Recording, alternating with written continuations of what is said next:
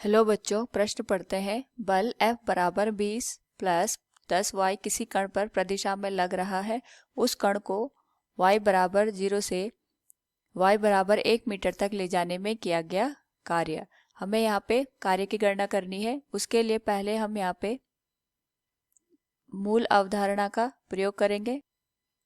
और यहाँ पे मूल अवधारणा है किसी वस्तु पर चर बल द्वारा किया गया कार्य। चर बल का मतलब होता है किसी भी वस्तु पर जो बल का मान है वो समय के साथ साथ हमारे पास यहाँ पे परिवर्तित होता जा रहा है। यहाँ पे हमें जो बल का मान दिया गया है वो है F बराबर 20 प्लस 10y।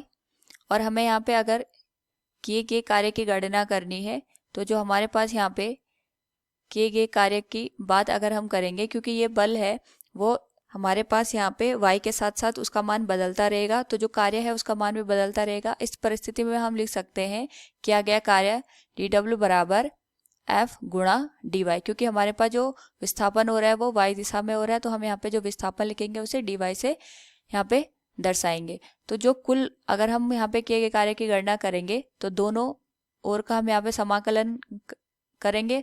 और यहाँ पे जो हमारे पास समाकलन करके इसकी जो सीमा आएगी वो आएगी y बराबर 0 से लेके y बराबर 1 मीटर तक गुणा f गुणा dy। तो यहाँ पे अगर हम इसका समाकलन करेंगे तो मान आएगा w के बराबर।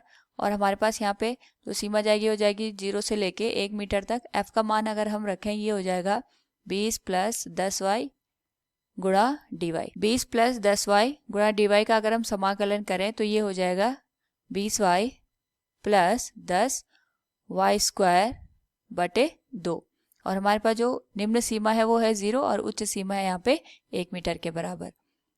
अब अगर हम यहाँ पे उच्च सीमा और निम्न सीमा का मान रखेंगे तो ये हो जाएगा 20 गुणा उच्च सीमा है हमारे पास यहाँ पे 1 मीटर और निम्न सीमा है 0।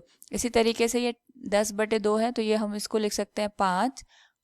y की घात यहाँ पे 2 है तो ये हो जाएगा उच्च सीमा 1 का वर्ग माइनस 0 का वर्ग।